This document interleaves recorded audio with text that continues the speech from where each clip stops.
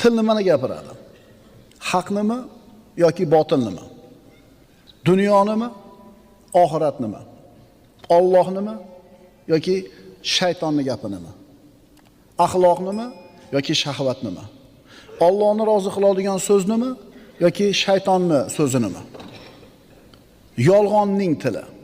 U qanaqa bo'ladi? Yolg'onning tili shaytonning xizmatida turadi. Oxiratdan behojat qilib, dunyoni chiroyli qilib ko'rsatadi.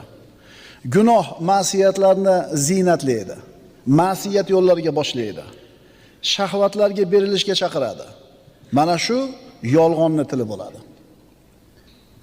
Televizorlarda kuzatib qolasizlar, kinolarda bir yo'lni topa olmasdan ikkilanib, gangib tursa, ikkinchi odam maslahat beradi. Qalbingga quloq sol deydi. U seni aldamaydi deydi. Qalbingga quloq sol degani, agar boshqacha qilib aytsak, nafsingga quloq sol deganida. To'g'rimi? O'sha kinolarda qaranglar-da, ochiqchasiga ham, maxfiy ham, ishora bilan ham, boshqa bilan ham mana shu nafsni, shahvatni birinchi o'ringa qo'yadi. Qalbingga quloq sol, u seni aldamaydi deydi. U 17 ga kirgan nimani biladi? 18 ga kirgan nimani biladi? Qalbiga quloq solarmish. U qalbi nima u? Nafsida. U nafsning advokati kim? Nafsning maslahatchisi kim? Shaytonmi? Aqlingga quloq sol, ota-onangga quloq sol, oqil odamlarning so'zlariga quloq sol demaydi. Qalbingga quloq sol deydi. O'sha qalb degan so'zni nafs deb tushuninglar-da. Ine ko'rasizlar bu kinolarda nimalar maqsad qilinayotganini. Nafs 3 xil bo'ladi. Qanaqa edi? Nafsun ammora, nafsun lavvoma, nafsun mutmainna. Mana 3 xil nafs bo'ladi. Siz bilan biz ichimizdagi nafsimiz, jonimiz, ichimizdagi yayimiz 3 xil. 4-xili bo'lmaydi. Nafsun ammora, yomonlikka buyurib turadi egasini. Ikkinchisi undan balandroq. Nafsul lavvoma, biron bir ayb, gunoh ish qilib qo'ysa, egasini malomat qilib turadi. Uchinchisi nafsun mutmainna. Bu xotirjam nafs. Odamlarning nafslari yaralishida, dunyoga chiqqanida nafsun ammora bo'ladi, yomonlikka buyurib turadi. Endi 18 ga 19 ga kirganni nafsun ammora bo'lib turgan bo'lsa, nimaga buyurar edi? Otasi rozi emas unga turmushga chiqishiga. Onasi rozi emas bunga uylanishiga. Lekin nima qiladi u? Ota-onasiga quloq solmaydi. Nimaga quloq soladi? Endi tushunyapsizlarmi? Bizi bolalarimiz ertalabdan kechgacha qanaqa kino ko'ryapti, qanaqa qo'shiq eshityapti, qanaqa ideologiya bo'ladi miyasiga quyilyapti. Qalbiga quloq solmish. Ustozing bormi? Ha, ustozingga quloq sol. Ota-onang bormi? Ota-onangning gapiga quloq sol. Doim ota-ona nohaq bo'lib chiqadi kinolarda keyin. Bilasizmi? Ota-ona doim nohaq bo'lib chiqadi. Har qanaqa kinoda orqasida bir g'oyasi bo'ladi-da, oxirida. O'sha xulosa qilinadi. 70 ga, 60 ga kirgan ota-onalar ahmoq, hech narsaga aqli yetmabdi. Bular nima qilar ekan hamma yo'qda? O'zlari bilarmish. Demak, til yo rostgo'ylikni gapiradi, til rostgo'y bo'ladi yoki kazzob bo'ladi. O'g'limni falon davlatga yubormoqchiman, til o'rganib kelsin. Ha, xo'p, yubor. Borib shular bilan 1-2 yil birga yashaydi. Ularni yurish turishi, urf-odatiga odatlanadi. 2 yil yurgandan keyin, 3 yil yurgandan keyin o'shlarni bittasiga aylanib keladi-da. To'g'ri, shu 3 yilda bolang til o'rganib keldi, lekin dinini yo'qotib keldi. Qizingga soch keldi, xaridor bo'lgan oila o'ziga to'q, topishi zo'r oila ekan, faqat din yo'q ekan. Namoz o'qimas ekan hech kim. Shariat bilan hech kim ishi yo'q ekan oilada. Hech narsa emas. Muhimi, qizimiz qanaqa yashaydi? To'kin sochin yashaydi. Bo'laveradi. Mana shunday gapirayotgan ota, bu otaning tili yolg'onchining tili bo'ladi. Astagfirullah. Waj'alli lisana sidqin fil akhirin. Yana men uchun keyin kelguvchi kishilar orasida rost maqtovlar qilgin. Ibrohim alayhisolamning duosi. 4-oyat. Astagfirullah. Va bashirillazina amanu anna lahum qadama sidqin inda robbihim. Alloh taolo Yunus surasida shunday marhamat qiladi. Astagfirullah. Va bashirillazina amanu anna lahum qadama sidqin inda robbihim. Iymon keltirgan zotlarga esa ular uchun Parvardigorlari huzurida azaliy rostgo'ylik qadami, rost martaba borligi haqida xushxabar bering. Iymon keltirgan zotlarga nima bor ekan Parvardigorlarning huzurida? Rostgo'ylik qadami, rost martaba, qodamu sidq. Demak, oldimizda rostgo'ylik kirishi turibdi, rostgo'ylik chiqishi turibdi, rostgo'ylik tiri turibdi va rostgo'ylik qadami turibdi. 4 ta rostgo'ylik. Rostgo'ylik kirish, rostgo'ylik chiqish, rostgo'ylik tili, rostgo'ylik qadami. Qamar surasida Alloh taolo shunday deydi. Astagfirullah. Innal muttaqina fi jannatin va nahar fi maq'adi sidqin 'inda malikin muqtadir. Albatta taqvodor zotlar jannatlarda va daryolar ustida qodir podshoh huzuridagi rozi bo'lingan o'rinda bo'lurlar. Maq'adi sidq, rozi bo'lingan o'rin. Mana oldimizda 5 ta rostgo'ylik turibdi. Rostgo'ylik kirishi, rostgo'ylik chiqishi, rostgo'ylik tili, rostgo'ylik qadami va rostgo'ylik o'rni. Bu jannat. Albatta taqvodor zotlar jannatlarda va daryolar ustida qodir podshoh huzuridagi rozi bo'lingan o'rinda bo'lurlar. Bir muhandisni, injenerni tasavvur qiling. Katta bir kashfiyot qildi. Ilmiy bir yangilikni topdiki, kashf qildiki, buni orqasidan yurtga juda ham katta foyda keldi. Davlat katta bir yaxshiliklarga erishdi.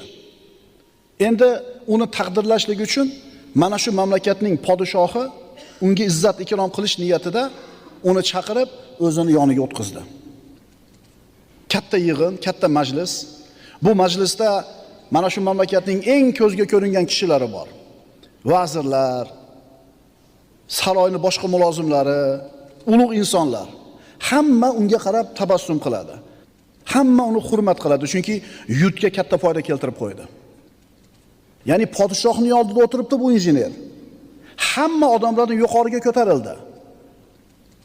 Muhandisning mana shu holati podshohning huzuridagi maq'adi sidqi bo'ladi. Hurmat o'rni bo'ladi, izzat makonati bo'ladi. Qodamu sidq va maq'adi sidq. Rostgo'ylik qadami, rostgo'ylik o'rni. Taqvodor bo'ladigan bo'lsak, birodarlar, Robbimiz subhanahu va taoloning huzurida mana shunday maq'adu sidq, rostgo'ylik o'rni, hurmat o'rni bo'ladi. Lillahil masalul a'la.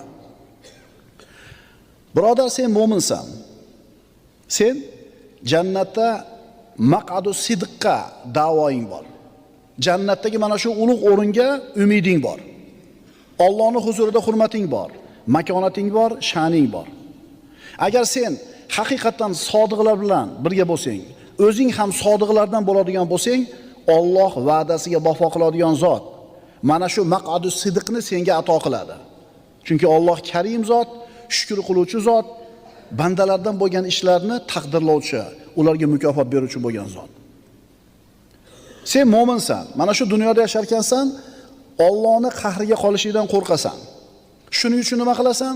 Ibodatda, masjidda, ilm majlisida ko'zingni haromdan tiyasan, havoyi nafsingga bo'yin sunmaysan, qalbingga quloq solmaysan. Iymoningga, e'tiqodingga quloq solasan, kitobga, sunnatga quloq solasan, diningni ta'lim berayotgan ustozingniki so'ziga quloq solasan. Qalbingga emas. Molingni infoq qilasan, vaqtingni sarflaysan. Mana shuning uchun senga oxiratda qodir podshoh huzurida maq'adu sidq bor. Bir odamni tasavvur qiling. Tabiblar aytdi, 2 kun qoldi umringiz dedi. Shu qolgan 2 kunlik umrida u o'tirib o'ylanib, nimalarga quvonadi va nimalardan pushaymon yeydi. iymon e'tiqoddan uzoq, qalbiga quloq solib yashagan bo'lsa, onon bilan o'chakishib, uni yo'q qilish bilan umr o'tgan bo'lsa, mononi mansabini olishiga shun tagiga suv qo'ygan bo'lsa, u bilan qirqishib, bu bilan talashib, u mashinani olaman, bundan baland uy solaman deb yashagan bo'lsa, umrini mana shu narsaga sarf qilgani uchun qattiq pushaymon yeydi. Estikina umrim behuda narsalar bilan o'tibdi deydi. Endi nimaga quvonadi bu odam? Rostgo'ylardan, sodiqlardan bo'lgan bo'lsa, ibodat qilganiga xursand bo'ladi, xayrli ish qilganiga xursand bo'ladi. Qalbiga quloq solganiga emas, shariatiga quloq solganiga quvonadi. Shuning uchun unga Qodir podshoh huzurida rozi bo'lingan o'rin bor. Alloh taolo aytadi: "Limithli hada falyamalil amilun." Bas amal qilguvchilar mana shunday bangu baxt saodat uchun amal qilsin. Shu narsaga intilsin.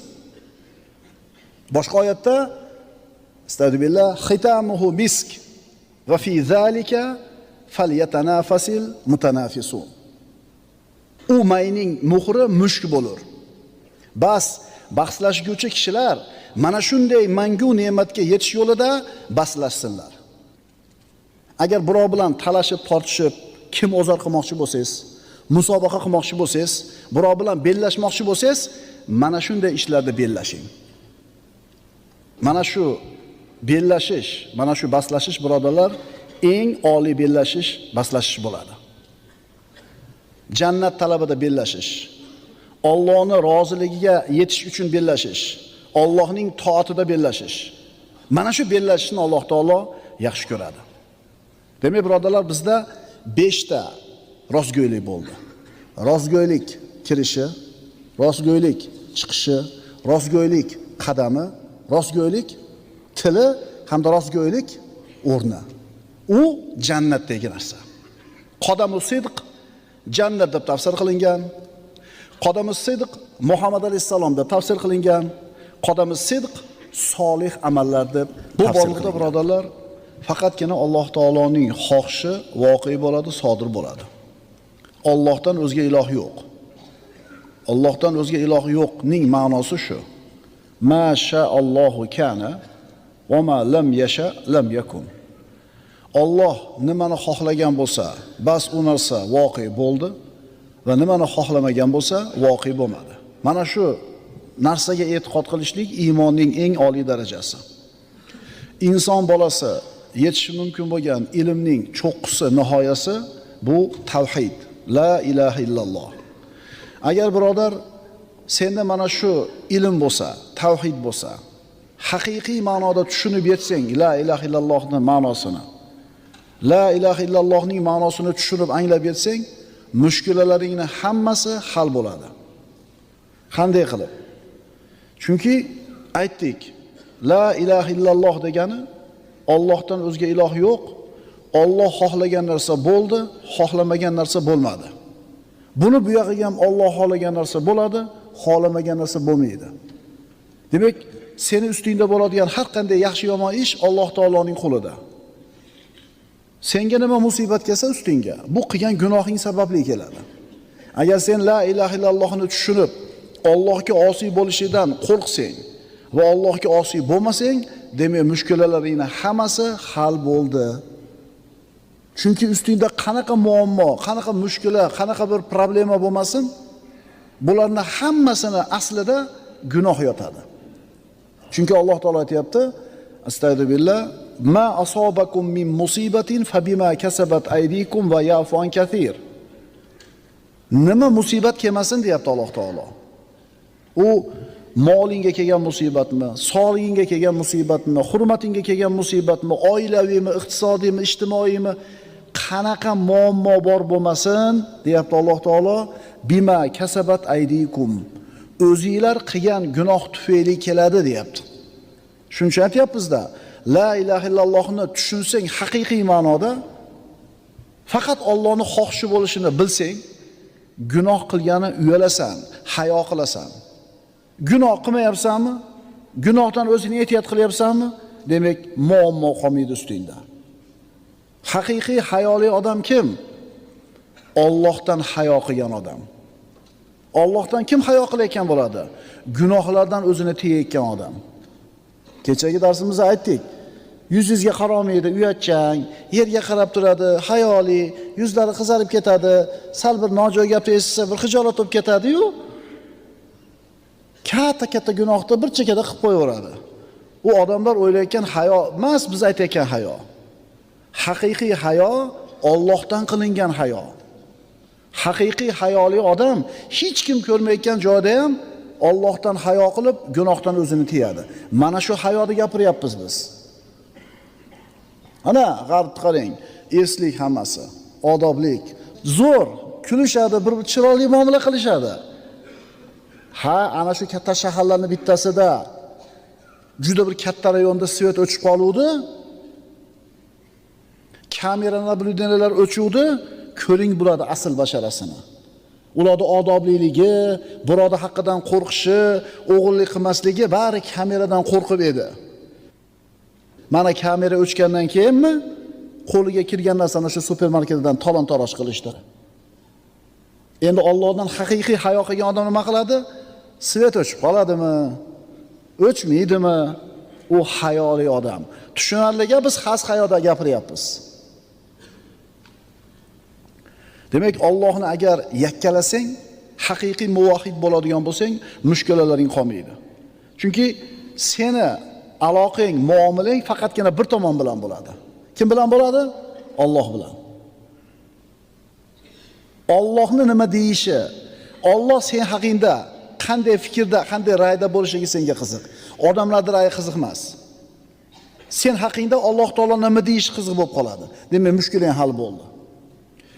Hamma yuzlarni bir chekkaga surib, bitta yuz uchun ishlagin, u yuzning egasi qolgan yuzlarni rozi qilib qo'yadi. Hamma mushkula, muammolarni bir chekkaga surib turib, bitta g'am, bitta mushkulani bo'yningga olgin. Hamma g'amni chekkaga surib, bitta g'amni zimmangga olgin, Allohni rozi qilishlik g'amini. Qolgan g'amlaringga Alloh o'zi kifoya qiladi. Agar hamma ishingni Allohni o'zi bilan bitirishni o'rganib oladigan bo'lsang, sen haqiqiy rohatni topasan, birodar. Chunki mana shu gaplarimizning xulosasi, xulosatul kalom, la ilaha illalloh degin. Allohni yakkalagin. Muvahhid bo'l. Odamlarning ko'pchiligi, mana musulmonlarning ko'pchiligi kalimani aytadi. Musulmonlarning orasida mana shu kalimani aytib turib ham o'zi bilgan, bilmagan holda yashirin, maxfiy shirkka kirib qoladi. O'zi la ilaha illalloh degan, namoz o'qiydi, o'zini muvahhid deb biladi, ammo o'zi bilmasdan yashirin, maxfiy shirkka kirib qoladi. Nima bu? Astagfirullah. Va ma yu'minu aktharuhum billahi illa wa hum mushrikun. Ularning ko'plari Allohga faqat mushrik bo'lgan hollaridagina iymon keltirurlar. Ya'ni o'zi bilmagan holda shirk keltirib qo'yadi. Bu yerdagi ochiq shirk emas, bu maxfiy shirk deyilyapti. Demak, birodarlar, iymon bu e'tiqod, aqida. Iymon bu sulukiyat, axloq, odob, muomala. Iymon bu go'zal xulq. Hatto mana shu yerda odamlarga aziyat yetkazadigan toshmidi, tikonmidi, shishamidi, shuni bir chekkaga surib qo'yishlik ham iymonli ko'rinishlardan bittasi. Chunki aytdik-ku, iymon bu sulukiyat, yurish-turish, xatti-harakat. Mashina minayotganimizda ham iymonimiz esimizda tursin. Mashinani parkovat qilayotganimiz aytimizda ham iymonimiz esimizda tursin. Hech kim ko'rmayotgan bo'lsa ham qo'yib ketavermaylik. Odamlarga xalaqit qiladigan joyga mashinani. Kimdan uyalaylik? Kimdan uyalaylik? Yangisini aytib beraymi, kechagi bo'lganini. Filarmoniyadan kelyapmiz, probka bo'lib ketyapmiz endi. Bilasizlar filarmoniya yo'lini. Bitta Matiz qisilib yurib, chekadan changitib kelyapti. Hech kimdan Allohdan uyalmayapti. Qisib kelyapti. Men sal chiqibroq oldim, Mati. To'sib qo'ydim. O'tib turib, shunday yonboshiga chiqib turib, menga do'qimoqchi bo'ldimi deb qaradi, tanib qoldi, domla ekanman. Assalomu alaykum dedi. Bo'ldi, hech kimni afg'on qilmadi. Mendan uyaldi. Men qo'limda hech narsa yo'q bo'lmasa.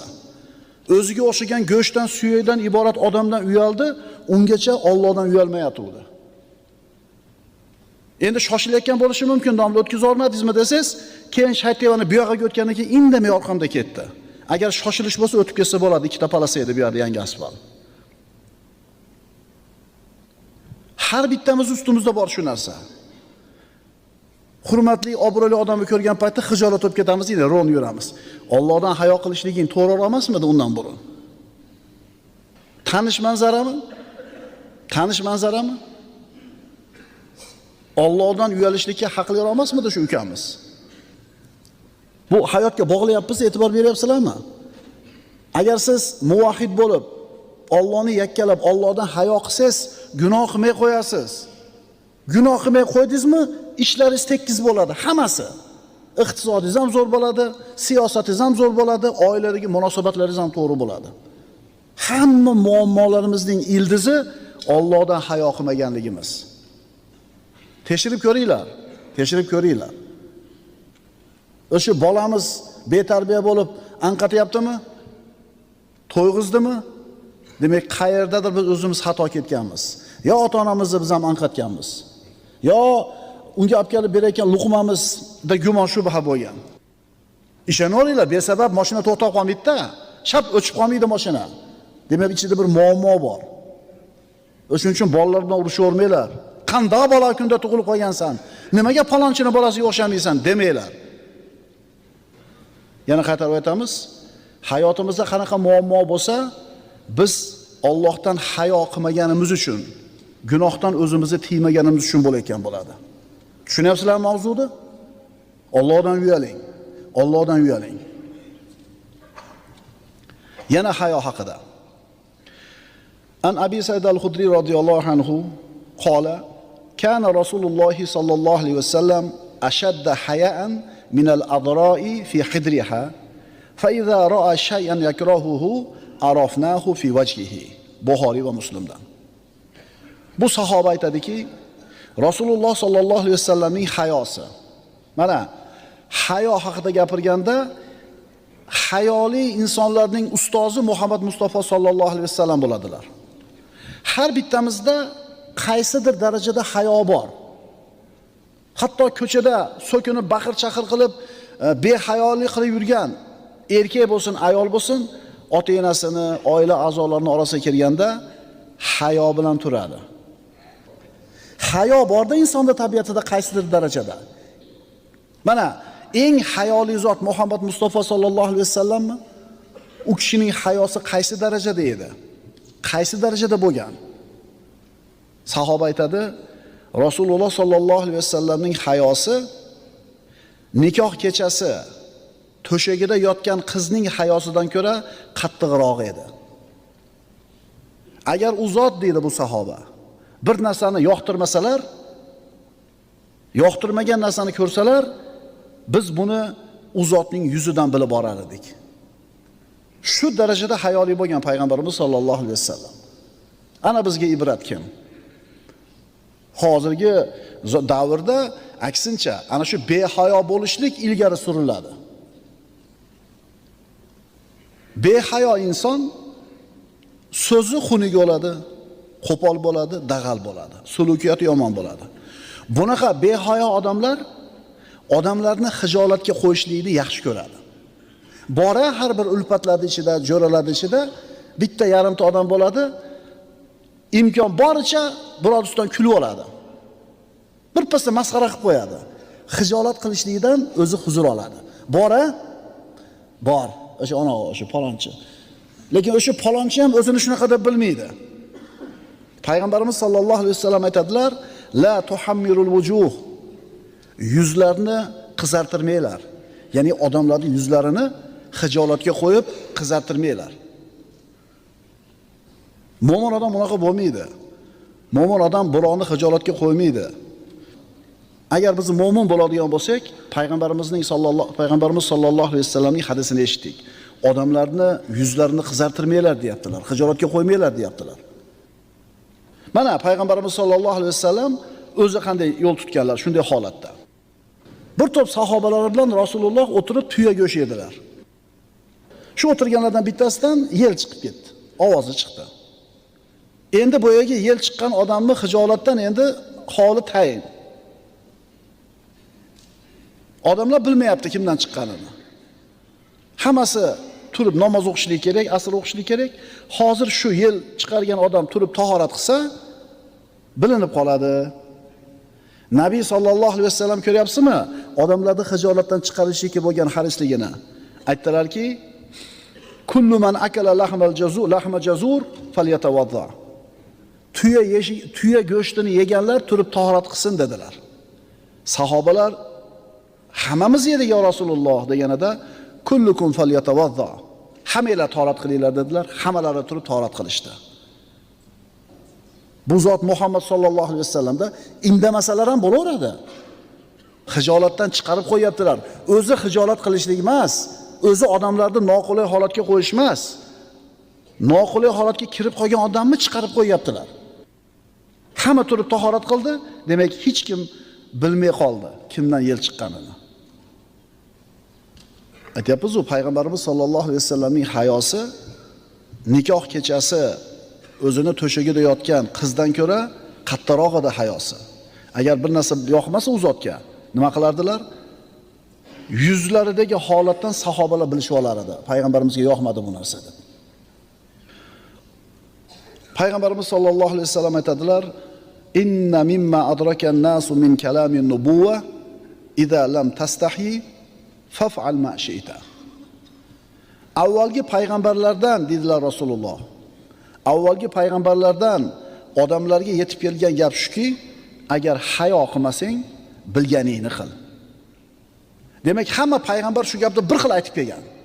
Uyalmasang, bilganingni qil. Bu hadisni bir qancha ta'villari bor. Bittasi. Birinchisi, agar qilayotgan ishing odamlar uni ko'rsa, hijolat bo'lmaysanmi? Demak, qilaver, muboh ish ekan. Masalan, katta bir mansabdor odamsan yoki bir katta olimsan. Ko'chaga chiqib, o'sha magazindan mayda shudani qilib ketyapsan. Shu ishingdan uyalmaysanmi? Yo'q, muboh ish, demak qilaver. Odamlarning ko'zida bu ish bilan hijolatga qolmaysanmi? Qilaver. Lekin bu ta'villarning zaifi.